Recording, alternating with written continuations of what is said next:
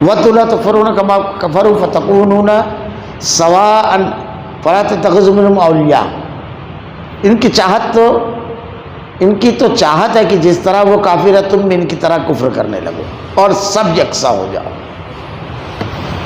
اللہ تعالیٰ نے یہ منظر نامہ پیش کیا ہے اور کفار کا مزاج منظر نامہ مشرکین مکہ اور اللہ کے نبی صلی اللہ علیہ وسلم کے دور میں جو باہم کشمکش تھی وہ منظر نامہ ہے.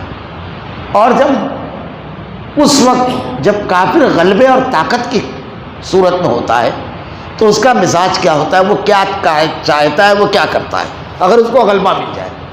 وہ یہ چاہتا ہے کہ سب کے سب یعنی تم بھی اپنے اسلام سے پھر جاؤ، ان کا جو نعرہ ہے وہی تم بھی لگانے لگو، پوجا تم بھی کرنے لگو، چڑھاوے تم بھی چڑھانے لگو. جو وہ چاہتے ہیں، جو ان کا مذہب ہے اسی کو سب اختیار کر لیں گے. بزور طاقت بھی وہ چاہتا ہے، اس کی خواہش بھی یہی ہے. اللہ تعالیٰ نے ان کے منصوبے، ان کے خواہش اور ان کے مقصد کو واضح کر دیا اہل ایمان پر. حالات بدلتے رہیں گے. دیکھیے اللہ رب العالمین نے حضرت آدم علیہ السلام کے بیٹوں کا واقعہ نقل کیا ہے. حضرت آدم کا واقعہ نقل کیا، وہاں پر شیطان اور انسان کا معاملہ ہے کہ شیطان یہ چاہتا ہے کہ آدم اور ان کی اولاد جنت میں نہ جائے. تو جنت میں حضرت آدم اور اماں حوا تھے تو پوری توانائی لگائی اور جنت سے باہر کیا. یہ کشمکش قیامت کی صبح تک چلتی رہے گی. وہ تم کو جنتی اعمال کرنے سے روکتا رہے گا تاکہ تم جنت نہ پا سکو. پھر اس کے بعد حضرت آدم علیہ السلام کے بیٹے کو معاملہ حابیل اور قابیل کا کہ آپسی رنجش اور دشمنی قتل کے مقام تک کب جاتی ہے، جب اطاعت اور فرما برداری کی بجائے انا نفسانی خواہش غالب آ جاتی ہے. جب آدمی ان تمام چیزوں کو، دین کو، سب چیزوں کو فراموش کر جاتا ہے. پھر اس کا انجام کیا ہوتا ہے؟ آگے بڑھتے جائیے. حضرت نوح علیہ السلام کی قوم کا واقعہ آیا. اللہ رب العالمین نے اہل حق کا کردار پیش کیا اور باطل کا کردار پیش کیا. اہل حق مسلسل دعوت دیتے رہے، باطل مسلسل مخالفت کرتے رہے. ان کا انجام بھی اللہ نے پیش کیا. حضرت موسیٰ علیہ السلام کے واقعہ، حضرت ابراہیم علیہ السلام کا واقعہ. حضرت موسیٰ علیہ السلام باطل اپنی قوت کے ذریعے حق کو دبانے، ختم کرنے کے لیے ساری طاقتیں استعمال کرتا ہے، اور اہل حق اللہ کی مدد اور اللہ کے دین کے غلبے کے لیے کوشش. یہ مسلسل چلے گا. اللہ کے نبی صلی اللہ علیہ وسلم کے دور میں مشرکین مکہ کے اقدامات دیکھیے. جب ان کو طاقت اور غلبہ تھی تو تمام اخلاقی حدود کو انہوں نے پار کر لیا. پارلیمنٹ تو ان کی تھی، فیصلے ان کے ہوتے تھے، قبائل کے سردار وہ تھے.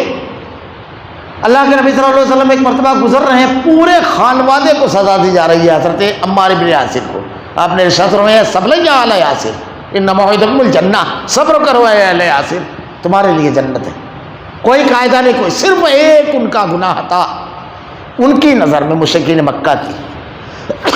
وہ کہتے تھے اللہ ایک ہے، وہ مسلمان تھے، صرف یہ اس وجہ سے ہر قسم کے ظلم اور تشدد سے گزرے. یہ اللہ نے جو مسلسل تاریخ بیان کی ہے یہ اس لیے کہ باطل کی نہ نفسیات بدلے گی، نہ حق کی، حق پر جمے رہنے کی نفسیات بدلے گی، نہ اللہ کی مدد ختم ہوگی، نہ باطل کا ظلم ختم ہوگا. وہ بھی انجام تک پہنچے گا، وہ بھی میرے کردار تک پہنچے گا. تو اللہ رب العالمین نے یہ مسلسل تاریخ جو بیان کی ہے کہ آدمی اس کے آئینے میں ہر دور میں دیکھے وہ کس گروہ سے تعلق رکھتا ہے اور کس گروہ سے اس کی دوستی، کس گروہ سے اس کی دشمنی، کس گروہ سے اس کے روابط ہیں. اس کا مزاج نہیں بدلے گا. اللہ تعالیٰ نے ایک جملے میں پیش کیا. تاریخ کے اس مسلسل سبق کو موجودہ حالات تک لا کر فٹ کر لیجیے. آئے دن قرآن کریم کو جلانے کی واقعات، مسلمانوں نے 57 ممالک ہے، کہیں پر انجیل اور تورات کو نہیں جلایا ہے. کبھی وہاں پر رامائن اور گیتا، ان کی مذہبی کتابوں پر پابندی لگے، اس کے مقدمات نہیں ڈالے گئے، کیونکہ اسلام میں یہ تنگ نظری ہے ہی نہیں. لا اکراہ فی الدین، دین میں کوئی زور زبردستی نہیں ہے. آج تک کہ اللہ کا پیغام پہنچا دیا جائے گا، کشادہ دلی سے آپ نے قبول کیا فبہا، نہیں، اللہ کے ہاں آپ جواب دیں، ہمارا کام صرف پہنچا دینا ہے. طاقت کے ذریعہ کوئی چیز نہیں ہے، حتیٰ کہ چاہے آدمی کی اپنی اولاد ہی کیوں نہ ہو، حاکم اور محکوم کی تو بات بہت دور کی ہے.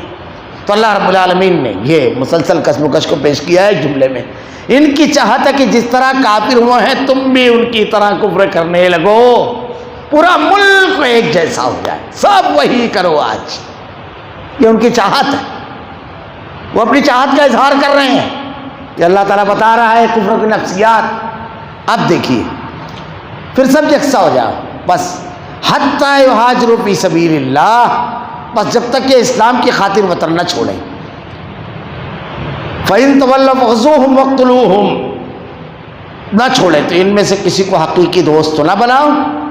اور اگر یہ منہ پھیر لیں گے، وہ طبقہ جو اپنے آپ کو مسلمان کہتا ہے، ایسے حالات جہاں پر ہوں جس جگہ کہ ایمان کی بقا، حفاظت، اسلام پر عمل کرنا ناممکن رہ جائے، ناممکن ہو، تو ایسی صورت میں سب کچھ قربان کر دیا جائے گا. تجارت، وطن، رشتہ، عقیدے کی حفاظت کی جائے گی، ایمان کی حفاظت کی جائے گی، سب. اللہ کے نبی صلی اللہ علیہ وسلم اور صحابہ کرام کو جب ہجرت کا حکم ہوا دین بچانے کا، تو گھر گھر کاروبار سب چھوڑ کر کے نکل گئے. بدن کے کپڑوں پر مہاجرین نکلے. بلکہ اگر واقعات پڑھیں تو کانپ جاتا ہے آدمی. کسی کے تو پورے کپڑے اتار لیے گئے، کسی کا تو سب چھین لیا گئے. حضرت صہیب رومی بہت مال تھا، نکلنے لگے، مشرکین مکہ نے روک لیا، کہا یہاں کمایا ہے مال چھوڑ کر جاؤ یتیم. کہا بڑی چھوٹی چیز مانگ لی تم نے عقیدے کے مقابل. پورا مال چھوڑ دیا. اللہ کے نبی صلی اللہ علیہ وسلم تک جب خبر پہنچی تو آپ نے ارشاد فرمایا بہترین تجارت کی صہیب رومی نے رضی اللہ تعالیٰ عنہ. واقعات پڑھتے جائیے آپ، رشتوں کو کس طرح قربان کیا. حضرت ام سلمہ، ابو سلمہ اور ان کے بیٹے جب ہجرت کے لیے نکلے تو ام سلمہ کے قبیلے کے لوگ آ گئے. کہا ہم نے بیٹی اس لیے نہیں دیتی کہ اس کو قریہ لے کر کے گھومو، ہماری بیٹی چھوڑ کر کے جاؤ. ابو سلمہ کے قبیلے والے آ گئے، کہا یہ بیٹا تو ہمارا ہے، دودھ پیتا بچہ. ابو سلمہ کے قبیلے نے بچے کو چھینا. ام سلمہ کے قبیلے کے لوگ ان کو لے کر کے گئے، اور حضرت ابو سلمہ جو ہے وہ تنہا نکلے تھے گھر سے، پورے کا خانوادے کو، گھر کو لے کر پورا گھرانہ بکھر گیا. بیٹا ددیال گیا اور بیوی مائکے گئی، اور یہ تنہا مدینہ کی زندگی. واقعہ پڑھیے. روز اس مقام پر آ کر روتی تھی. لوگوں نے کہا کیسے پتھر دل ہو، اس کا جگر کا ٹکڑا بھی چھین لیا، شوہر کو بھی الگ کر دیا، تم کو نہیں آتا ذرا سا بھی ترس. لوگوں نے ایسے ہی بچہ دے دیا. اکیلی سینے سے اس شیرخوار بچے کو لگائے ہوئے دین اور عقیدے کے لیے تنہا مدینہ کی طرف نکل گئی، اکیلی اللہ پر توکل کر کے. جب مدینہ کے قریب پہنچی تو ایک صحابی ملے. انہوں نے جب دیکھا اپنا اونٹ بٹھایا، اس پر ان کو بٹھایا اور مدینہ کے قریب پہنچے اور کہا یہ وہ بستی ہے جہاں جو تمہاری منزل ہے، جاؤ.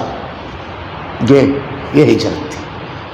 تو جب ان کے لیے دین اہم نہ ہو جائے، جب تک یہ بھروسے کے قابل نہیں ہے.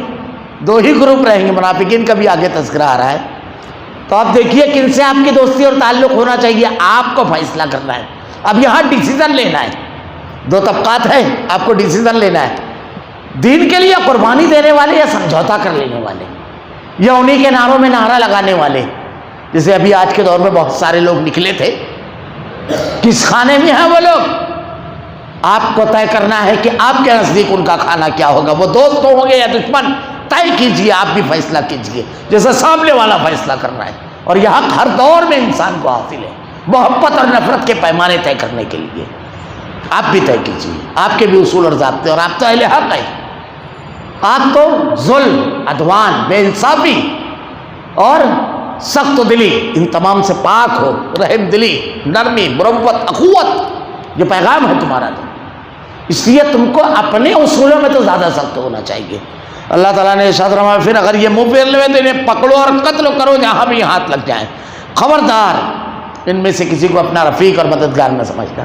میں نے اس سے پہلے والے درسوں میں کہا تھا کہ مختلف ادوار میں قرآن پر اعتراض کرنے والے جو افراد رہے ہیں، جیسے اس میں چاند مل چوپڑا سے لے کر کے یہ کون سا رضوی تھا ابھی وہ جو کیا ہو گیا، ہاں وسیم رضوی، وہ کیا ہو گیا جانے دیں. وہ پہلے بھی کچھ نہیں تھا، پہلے بھی جس طبقے سے تھا وہ قرآن کو محرم مانتے ہیں، مانتے نہیں ہیں وہ لوگ مستند، اور وہ مال کا بندہ ہے. تو اکثر لوگوں نے اس جملے کو دوسری جگہ بھی اللہ نے سورہ توبہ میں اور دوسری جگہ کہا ہے، یہ سب کا پس منظر ہے۔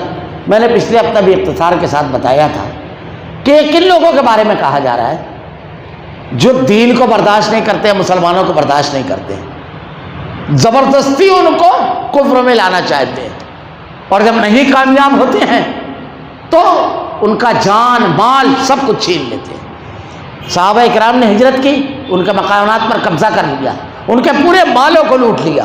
آپ واقعہ پڑھیے غزوہ بدر کے لیے اللہ کے نبی نکلے تو جو قافلہ تھا وہ مسلمانوں کا پورا کثیر مال لے کر جا رہا تھا، مسلمانوں کا مال تھا اس میں۔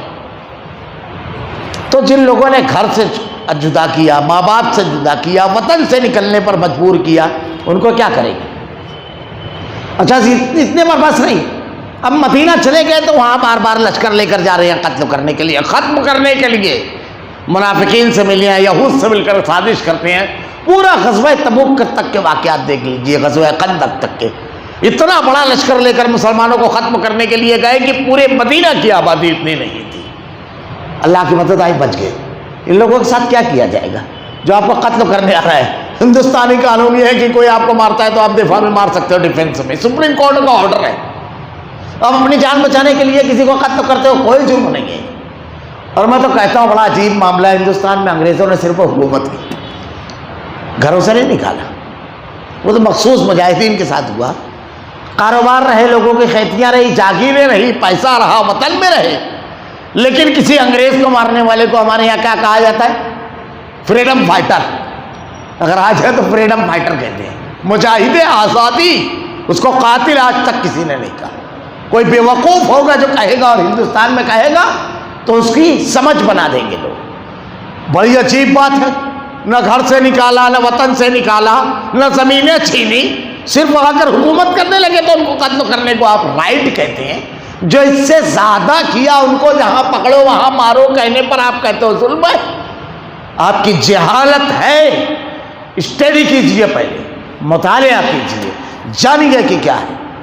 یا اگر کوئی کہتا ہے وہ جانتا نہیں حالات۔ قاتلوں کو مارنے کے لیے، سب کو چھیننے والے کو مارنے کے لیے ہمدردی، مجرم سے، ظالم سے ہمدردی۔ اور ان کا جرم کیا تھا؟ کیا انہوں نے کسی کو جبرن اپنے مذہب میں آنے کے لیے کہا؟ اقتدار ملنے کے بعد بھی کبھی ایسا ہوا؟ کبھی نہیں ہوا۔ اللہ تعالیٰ ان کے بارے میں کہہ رہا ہے، خبردار، اب اقدام کیا کرنا ہے، یہ اب تمہارا رویہ کیا ہونا چاہیے۔ آخری جملہ، خبردار ان میں سے کسی کو اپنا رفیق اور مددگار نہ سمجھ بیٹھنا۔ اس میں بہت سارے آئیں گے لبادہ اوڑھ کر کے، بہت سارے، لیکن ان کا کردار اللہ نے واضح کر دیا۔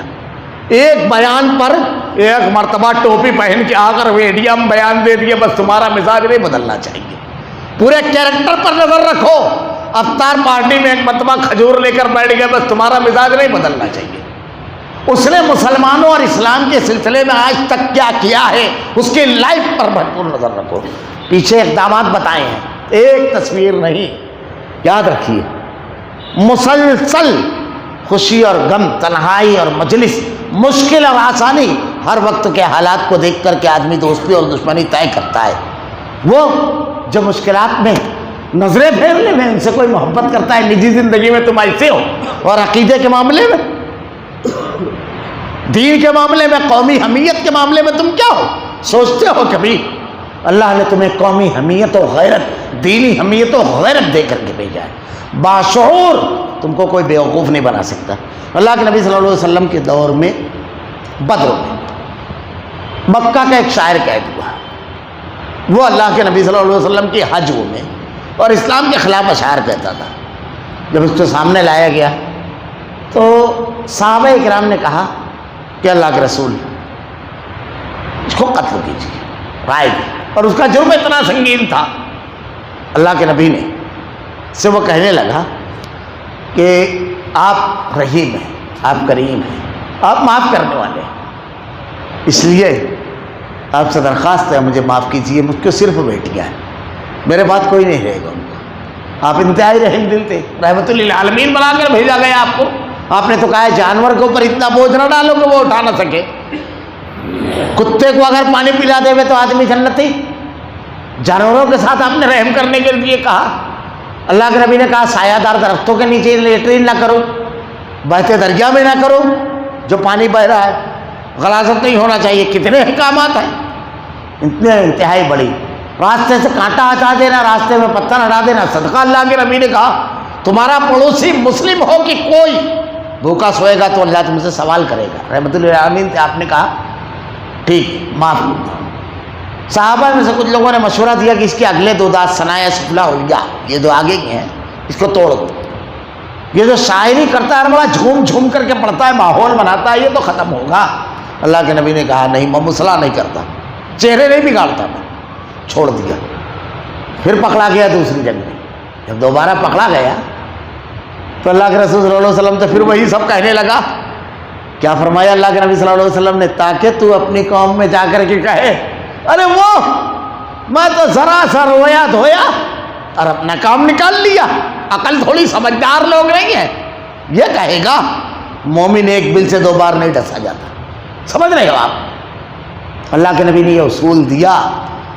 مشکل حالات جب تجھ کو آسانی ملے تو دندناتا پھر رہا ہے.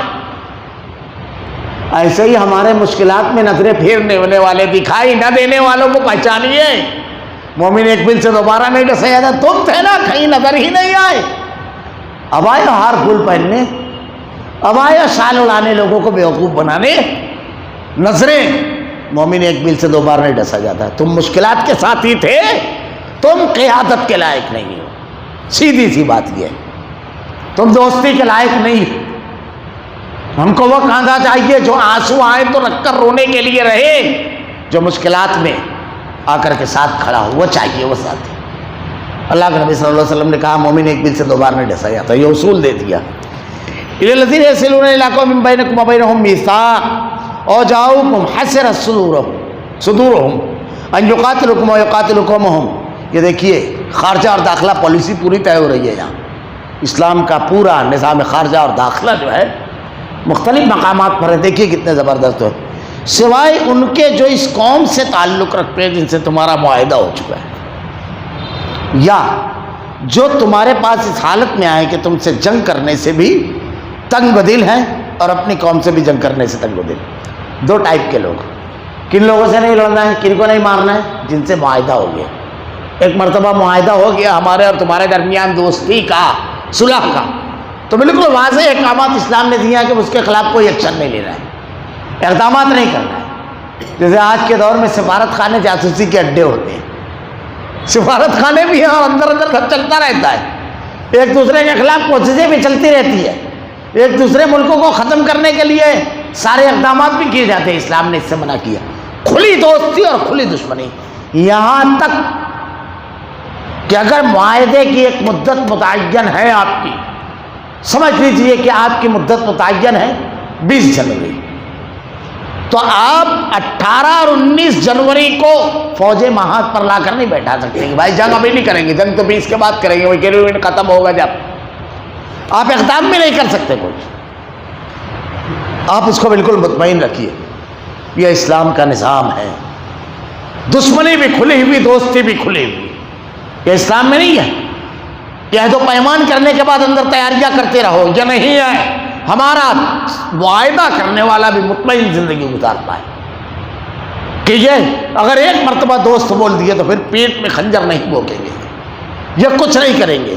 مشہور واقعہ تاریخ کا، حضرت امیر معاویہ رضی اللہ تعالیٰ عنہ نے تیاری کی لشکر کی. صحابہ اکرام کو مشورے کے لیے بلایا، کہا نہیں تو کر سکتے، ہمارا معاہدہ فلاں تاریخ تک ہے، اس کے بعد آپ کو جو بھی اقدام کرنا ہے آپ کیجیے. فوراً رک گیا. اللہ تعالیٰ نے کیا کہا؟ اس قوم سے جن سے تعلق رکھتے ہو، ایسا کوئی بھی آدمی جس سے تمہارا معاہدہ ہے، اس قوم کا آدمی آئے، تمہارے پاس تمہارا معاہدہ ہو چکا ہے، اس قوم کا آدمی کو نہیں مارنا. پھر یہ تمہارے پاس اس حالت میں آئے کہ تم سے جنگ کرنے میں تنگ و دل اور اپنی قوم سے بھی جنگ کرنے میں تنگ و دل. اب وہ بیچارے اپنی قوم کے بھی خلاف نہیں جا سکتے اور تمہارے خلاف بھی نہیں، وہ مجبور ہے. ایسے لوگ غزوہ بدر میں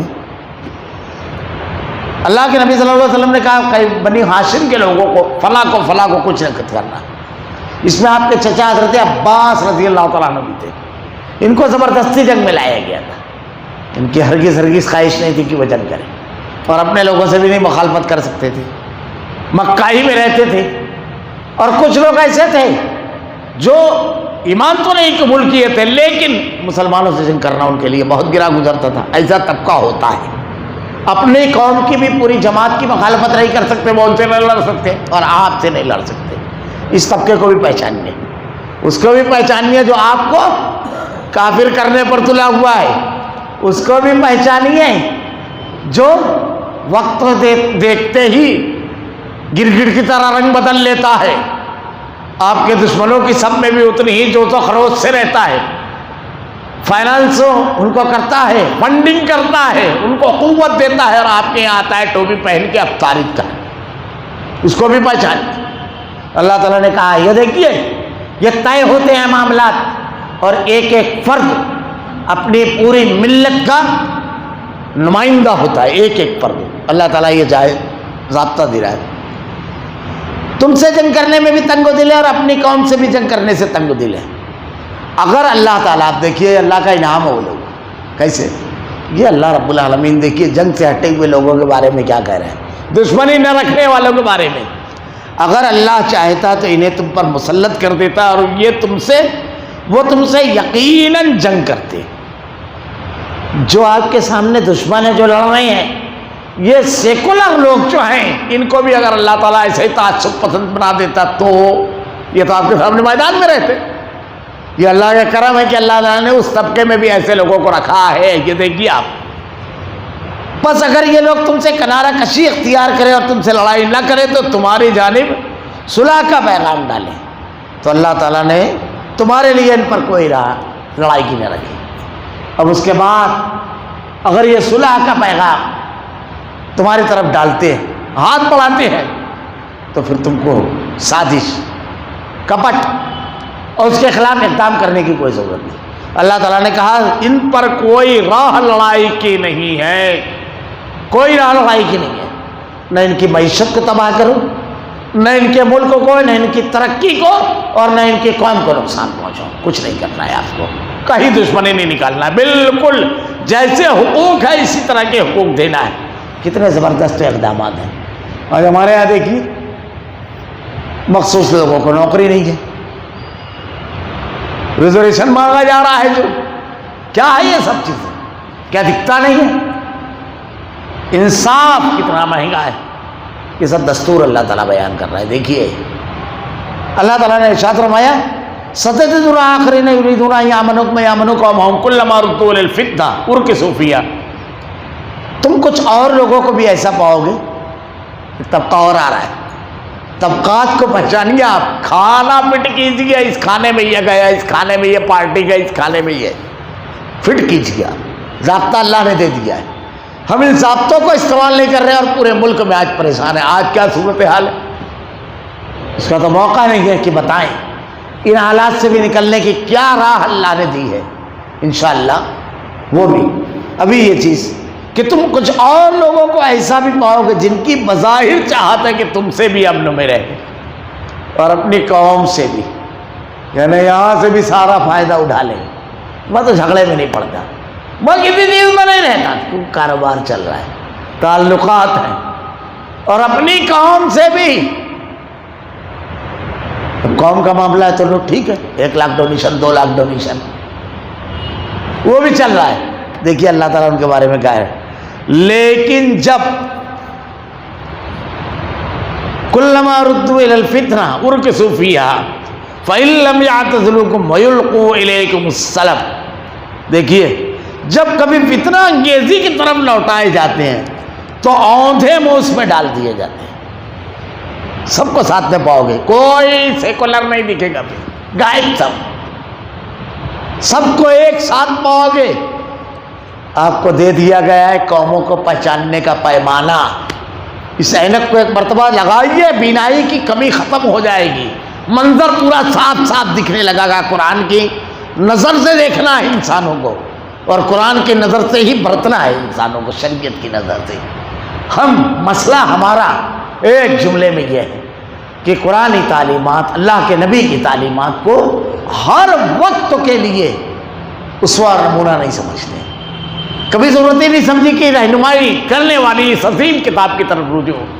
یہی کتاب تھی، بدن کے کپڑوں پہ نکلے ہوئے ان مہاجرین، ان مومنین جو دشمنوں کے نرگے میں تھے، اندر کے بھی دشمن منافق تھے، یہودی تھے، موقع دیکھ کر دوستی اور دشمنی، کبھی معاہدہ کرتے مسلمانوں سے اور اندر سے کفار سے ملتے، اور کوئی موقع تکلیف دینے کا چھوڑتے نہیں۔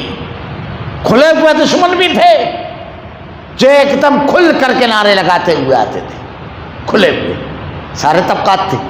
اس کشمکش سے کیسے نکالا اللہ کے نبی نے صحابہ کو، کیسے ان حالات میں جیے، یہ پوری ایک تاریخ مسلسل ہے جو ہماری رہنمائی کے لیے ہم کو رہنما خطوط عطا کرتی ہے، بہت زبردست ہے۔ اللہ تعالیٰ نے یہاں پر کہا طبقات دیکھتے جائیے، اوندے میں اس میں ڈال دیا تھے، بس اگر یہ لوگ تم سے کنارہ کشی نہ کریں اور تم سے صلح کا سلسلہ جنبرانی نہ کریں اور اپنے ہاتھ نہ روک لیں تو یہ آدھے تیتر آدھے بٹیر، نقاب پوش، دو چہرے والوں کو کیا کرنا ہے؟ تم انہیں پکڑو اور مار ڈالو جہاں کہیں بھی پاؤ۔ یہی وہ ہیں جن پر ہم نے تمہیں ظاہر حجت عنایت فرمائی۔ یہ کھلے ہوئے دشمن ہیں تمہارے، یہ زیادہ نقصان پہنچانے والے ہیں، دشمنوں کی سب میں رہتے ہیں، سمجھ لیجئے، دونوں ہاتھ میں لڈو رکھنے والے، آپ سمجھ لیجئے ان لوگوں کو، ان کو چھوڑنا نہیں ہے۔ ایسا نہیں ہے کہ بھائی چلو سب ختم ہوا تو یہ سیکولر بن کر آ گئے، اب ان کا اگر کوئی بائیکاٹ کرنے جاتا ہے تو کہتے ہیں کہ اس سے کیا ہوگا۔ میں نے پچھلے درس میں بتایا تھا یہی چیز، یہ وہی ہیں جو حوصلوں کو توڑنے والے، نیکی کے کاموں میں معاونت نہ کرنے والے، برائی کے کاموں کے معاونین، یہ وہی ہے۔ سارے طبقوں کا پچھلے درس میں تذکرہ ہو گیا۔ کبھی حوصلہ مت توڑنا، کبھی ان کے سلسلے میں نرم رویہ مت رکھنا، کبھی نہیں۔ اللہ نے فیصلہ دے دیا ہے، اور اگر ہم نے ایسا کیا تو قرآن کی اور حدیث کی شریعت کی مخالفت کی، یاد رکھیے۔ آدمی ذاتی اعتبار سے سمجھتا ہے، مجھ کو یاد ہے اس دوران ایک بڑے سیاسی لیڈر ایک مجلس میں بیٹھے ہوئے تھے، کہنے لگے کہ اس سے کیا فرق پڑنے والا ہے؟ تو ہم کو ایک صاحب نے بتایا، تو میں نے کہا کہ جا کر کے میرا نام لگا کر کے بولنا، فرق تو پڑ گیا، وہاں کیا پڑے گا نہیں، لیکن تمہارا فرق پڑ گیا کہ تم اس کے جگہ لوگوں کو نرم کر رہے ہو، کیا فرق پڑے گا؟ کیا فرق پڑا اس کے رویے سے، اس کے اقدام سے مسلم قوم کو؟ یہ تم کو نہیں دکھا؟ تمہارے گھر کے معاملے میں اگر تمہارے والدین اور تمہارے معاملے میں اگر کوئی ایک لفظ بول دے ہوئے تو کوئی فرق نہیں پڑتا، ایسا نہیں بولتے ہو، پھر تو تمہارا رویہ یہ ہے کہ پورا نپٹا لیتے ہو۔ تمہارے ساتھ اگر کوئی دشمنی کرے اور قوم کے ساتھ، یہ وہ لوگ ہیں جو اقدامات کے وقت حوصلے توڑتے ہیں، منافقین کا وتیرہ، اقدام کرنے والوں کی حوصلہ شکنی کرتے ہیں، اس کے مثبرات بتاتے ہیں، فوائد نہیں بتائیں گے۔ یہ ساری چیزیں وہی اسی میں داخل ہیں، سب کے سب۔ ہمارا کردار کیا ہونا چاہیے؟ اللہ تعالیٰ نے ارشاد فرمایا فَإِنْ مَا كَانَ لِلْمُؤْمِنِ أَنْ يَقْتُلَ مُؤْمِنًا إِلَّا خَطَأً وَمَنْ قَتَلَ مُؤْمِنًا خَطَأً فَتَحْرِيرُ رَقَبَةٍ مُؤْمِنَةٍ وَدِيَّةٌ مُسَلَّمَةٌ إِلَّا إِلَىٰ أَهْلِهِ إِلَّا أَن يَصَّدَّقُوا۔ کسی مومن کو دوسرے مومن کا قتل کر دینا زیبا نہیں، ایک مومن کو دوسرے مومن کو قتل کرنا کسی بھی صورت میں جائز نہیں ہے۔ اللہ نے آیت وصایہ جو ہے 10 احکامات ہے، سورہ انعام ختم ہونے سے ایک رکوع پہلے 3 آیتیں ہیں، اس میں 10 احکامات ہیں، اور کچھ اقوال ایسے ہیں کہ یہ تمام انبیاء کرام کو یہ 10 احکامات دیے گئے تھے، اور وہ 10 احکامات اتنے زبردست ہیں، ایک حکم کے اوپر اگر مخالفت کی آدمی نے تو اس جنس کی تمام چیزیں تباہ ہو جائے گی، تمام، یعنی جڑ بیان کی ہے، پورا درخت تو ختم ہو جائے گا۔ کیا ہے؟ اسی میں سے ایک یہ بھی ہے، اللہ نے ارشاد فرمایا قل تعالوا واتلوا ما حرم ربکم علیکم الا تشرکوا بہ شیئا۔ کیا تم کو بتا نہیں دیا جائے کہ اللہ نے کیا چیز حرام کی ہے؟ اللہ تشرکوا بہ شیئا، اللہ نے شرک کو حرام کیا، اللہ کے ساتھ کسی کو شریک کیا جائے۔ علامہ ابن قیم کا قول ہے اس جنس کی تمام چیزیں ختم ہو جاتی ہے، شرک کو اگر آدمی کے پاس آیا پورا دین ختم، اب اس کے کسی بھی عمل کا اس کو کوئی فائدہ نہیں ملنے والا ہے۔ دیکھیے اللہ نے جڑا اللہ تشرکوا بہ شیئا وبالوالدین احسانا، والدین کے ساتھ احسان کرنا، ان کی نافرمانی نہیں کرنا۔ اگر آپ یہ کرو گے گھر ختم ہو جائے گا، ٹوٹ جاتا ہے گھر۔ والدین کی نافرمانی، والدین کے ساتھ مشکل برے انداز میں پیش آنا خاندان کو ختم کر دیتا ہے، بکھیر دیتا ہے سب کو۔ وبالوالدین احسانا ولا تقتلوا اولادکم خشیۃ املاق نحن نرزقکم ایاہم، اور اپنی اولاد کو اس خوف سے قتل نہ کرو، تم کو اور ان کو ہم دونوں کو ہم ہی رزق دیتے ہیں۔ اگر اولاد کو ختم کرنا شروع کرتے ہیں نسل ختم ہو جاتی ہے۔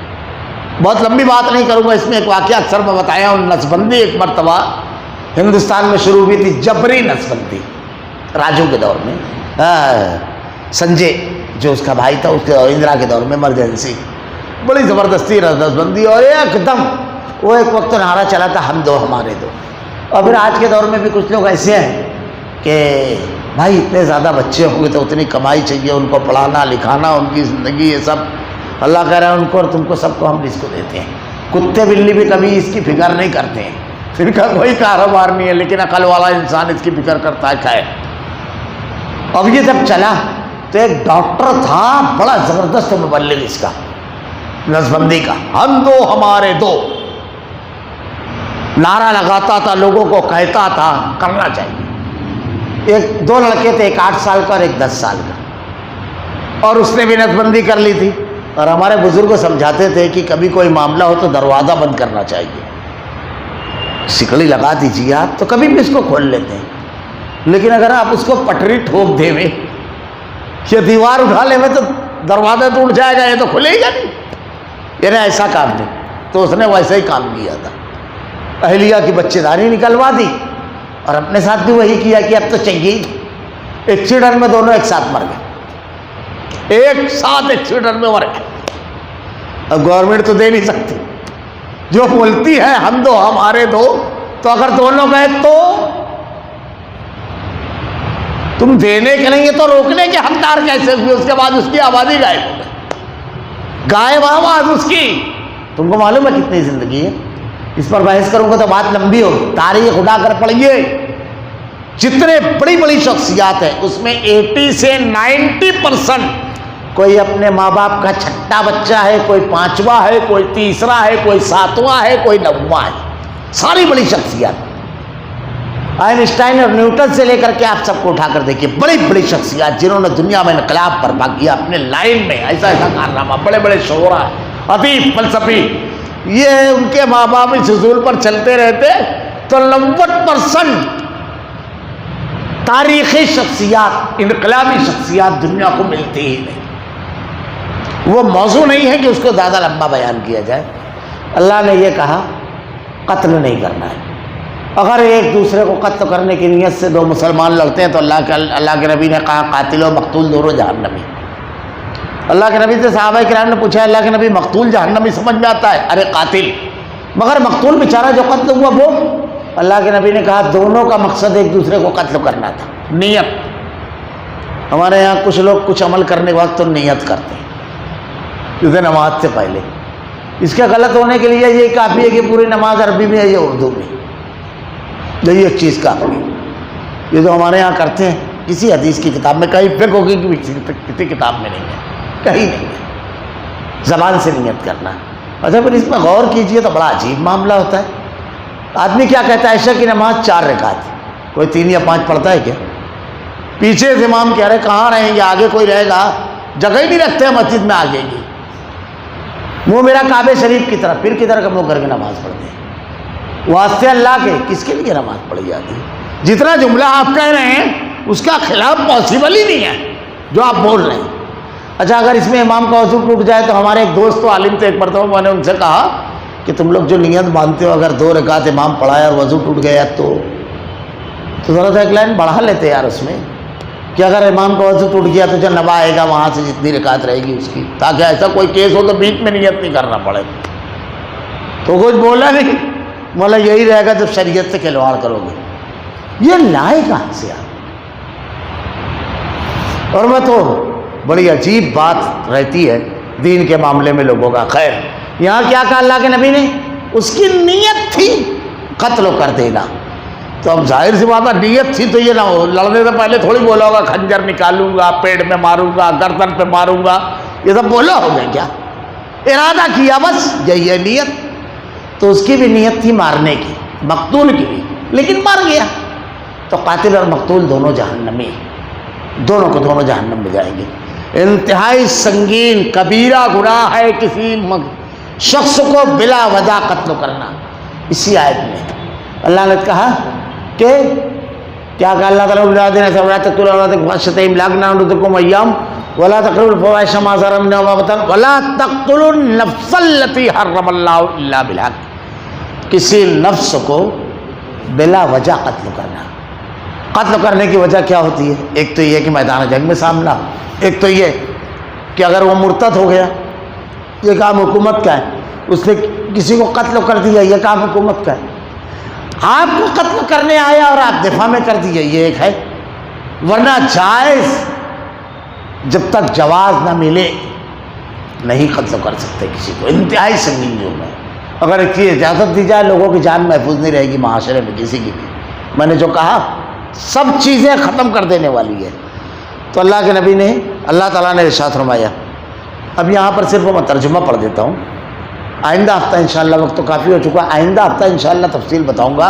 بڑی زبردست بحث ہے یہاں پر, عقلی اور نقلی دونوں زبردست بحث ہے. اللہ تعالیٰ نے اسلامی قانون جہاں پیش کیا ہے وہاں پر 3 آیتیں آپ کو ملے گی. وَكَتَبْنَا عَلَيْهِمْ فِيهَا أَنَّ النَّفْسَ بِالنَّفْسِ وَالْعَيْنَ بِالْعَيْنِ وَالْأَنْفَ بِالْأَنْفِ وَالْأُذُنَ بِالْأُذُنِ وَالسِّنَّ بِالسِّنِّ وَالْجُرُوحَ قِصَاصٌ فَمَنْ تَصَدَّقَ بِهِ فَهُوَ كَفَّارَةٌ لَهُ وَمَنْ لَمْ يَحْكُم بِمَا أَنزَلَ اللَّهُ فَأُولَٰئِكَ هُمُ الظَّالِمُونَ. اور ہم نے ایک بات کتاب میں لکھ دی, وَكَتَبْنَا عَلَيْهِمْ فِيهَا أَنَّ النَّفْسَ بِالنَّفْسِ, جان کے بدلے جان, وَالْعَيْنَ بِالْعَيْنِ وَالْأَنْفَ بِالْأَنْفِ, آنکھ کے بدلے آنکھ, کان کے بدلے کان, وَالْأُذُنَ بِالْأُذُنِ وَالسِّنَّ بِالسِّنِّ وَالْجُرُوحَ قِصَاصٌ, اور دانت کے بدلے دانت, ناک کے بدلے ناک, اور زخموں کے بدلے زخم. یہ پوری تفصیل ہے. اس کے بعد کیا ہے؟ وَمَن لَّمْ يَحْكُم بِمَا أَنزَلَ اللَّهُ فَأُولَٰئِكَ هُمُ الظَّالِمُونَ. جو لوگ اللہ کے قانون کو نہیں مانتے وہ ظلم کرتے ہیں. میں اگلے درس میں ثابت کروں گا عقلاً اور نقلاً دونوں طریقے سے انشاءاللہ کہ اللہ کے علاوہ جو دوسرے قوانین ہیں وہ ظلم کرتے ہیں حقیقت میں, انصاف میں. اور یہ ایک بات سمجھ لیجیے, قانون کی نفسیات کو دنیا نے سمجھا ہی نہیں سوائے اسلام کے, کسی نے نہیں سمجھا. بہت ذمہ داری سے یہ جملہ کہہ رہا ہوں. دیکھیے, سب سے پہلی چیز انسانی زندگی کا سب سے قیمتی سرمایہ ہے آزادی. سب سے قیمتی سرمایہ آزادی. اسی لیے اسلام میں آپ کو قید کی سزا کا کوئی تصور نہیں ملے گا. کوئی تصور نہیں ہے قید کی سزا کا, بس تحقیقات اتنا, کیونکہ سب سے قیمتی سرمایہ آزادی اور اس کی قدر صرف اسلام نے کی ہے. ہمارے یہاں جو لوگ بولتے ہیں نا 1712 میں پیدا ہونے والا فرانسیسی مفکر روسو, جس کی کتاب ہے معاہدہ عمرانی, جس میں اس نے لکھا ہے کہ انسان آزاد پیدا ہوا, میں اسے زنجیروں میں جکڑا ہوا دیکھتا ہوں. آزادی کا معنی یا تو وہ تاریخ نہیں جانتے یا تنگ نظری سے کام لیتے ہیں. اس سے بہت پہلے حضرت عمر رضی اللہ تعالیٰ عنہ نے کہا تھا, جب ایک قبطی غلام کا وقت کے گورنر کے لڑکے سے گھوڑے کی دوڑ میں مقابلہ ہوا اور شکست پر گورنر کے لڑکے نے اسے کوڑا مارا, حضرت عمر رضی اللہ تعالیٰ عنہ کی عدالت میں جب وہ غلام اپنا مقدمہ لے کر گیا تو آپ نے ایک تاریخی جملہ کہا تھا. کیا گورنر سے کہا کہ کب سے تم نے لوگوں کو غلام بنانا شروع کر دیا ہے؟ ان کی مائیں نے تو ان کو آزاد جنا تھا. امیر المومنین حضرت عمر رضی اللہ عنہ, یہ تھا آزادی کا نعرہ. اور اس سے پہلے کائنات کے امام محمد رسول اللہ صلی اللہ علیہ وسلم نے کہا, کسی عربی کو کسی اجمی پر, کسی گورے کسی کالے کو, کسی گورے کو پر کسی کالے کو کوئی فوقیت نہیں, سب برابر. مساوات اور آزادی کا نعرہ حجۃ الوداع کے موقع پر دیا تھا. انسانی زندگی اور انسانی معاشرے کا ایسا دستور حیات اس خطبۃ حجۃ الوداع میں ہے, وہ ایک الگ عنوان ہے, سارے ضابطے. تو اسلامی قانون یہاں اللہ تعالیٰ نے جو پیش کیا ہے وہ قتل خطا ہے. قتل 2 قسم کا ہے, ایک ہے قتل خطا اچانک ہو جائے, اور ایک ہے قتل عمد جان بوجھ کر کے. دونوں کی سزائیں الگ الگ ہیں. اس کی تفصیلات انشاءاللہ العزیز آئندہ ہفتہ بیان کی جائے گی. آج میں صرف ترجمہ پڑھ دیتا ہوں. کسی مومن کو دوسرے مومن کا قتل کر دینا زیبا نہیں, یہ عمل جائز نہیں. اب مگر غلطی سے ہو جائے تو اور بات ہے. قتل خطا، جو شخص کسی مسلمان کو بلا قصد مار ڈالے قصدوں کے بغیر، ہر ایک اس پر ایک مسلمان غلام کی گردن آزاد کرنا اور مقتول کے عزیزوں کو خون بہا دینا. اس کی تفصیل بتاؤں گا کتنا خون بہا، یعنی دیت کتنی رہتی ہے.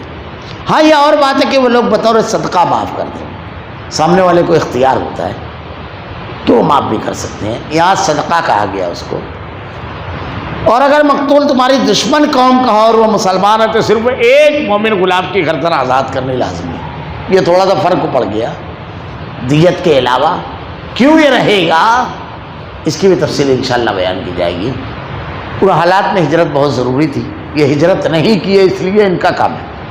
اور اگر مقتول اس قوم سے ہو کہ تم میں اور ان میں عہد و پیمان ہے تو خوب بہا لازم ہے اور اس کے کنبے والوں کو پہنچایا جائے. اور ایک مسلمان کا غلام کا آزاد کرنا ضروری ہے. بس جو نہ پائے اس کے ذمے 2 مہینے کے لگاتار روزے ہیں. اللہ تعالیٰ بخشوانے کے لیے اور اللہ تعالیٰ بخوبی جاننے والا اور حکمت والا ہے. اللہ تعالیٰ تمام چیزوں کو جانتا ہے. بڑے حکیمانہ احکامات دیے ہیں، آپ اس پر عمل کیجئے. انفرادی زندگی میں بھی اجتماعی زندگی میں. مارنے مرنے کی بات ہو رہی ہے تو قتل کے پورے معاملات اب یہاں لائن سے تقریباً جو آ سکتے تھے اللہ تعالیٰ نے بیان فرما دیے. اللہ رب العالمین سے دعا ہے کہ رب العالمین ہمیں تمام معاملات میں تیری نازل کردہ ہدایت کے مطابق عمل کرنے، اقدام کرنے اور اس کے مطابق زندگی گزارنے کی توفیق دے. اللہ تیرے کلام کی آیتیں اور تیرے نبی کی احادیث کو ہمارا کردار و عمل بنا دے رب العالمین.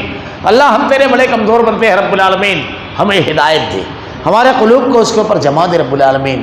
الہ العالمین تیری نازل کردہ ہدایت کو ہمارا عمل بنا دے رب العالمین. الہ العالمین ہمارا خاتمہ ایمان پر فرما. ربنا لا تزغ قلوبنا بعد إذ هديتنا وهب لنا من لدنك رحمة إنك أنت الوهاب. سبحانك اللهم وبحمدك أشهد أن لا إله إلا أنت أستغفرك وأتوب إليك.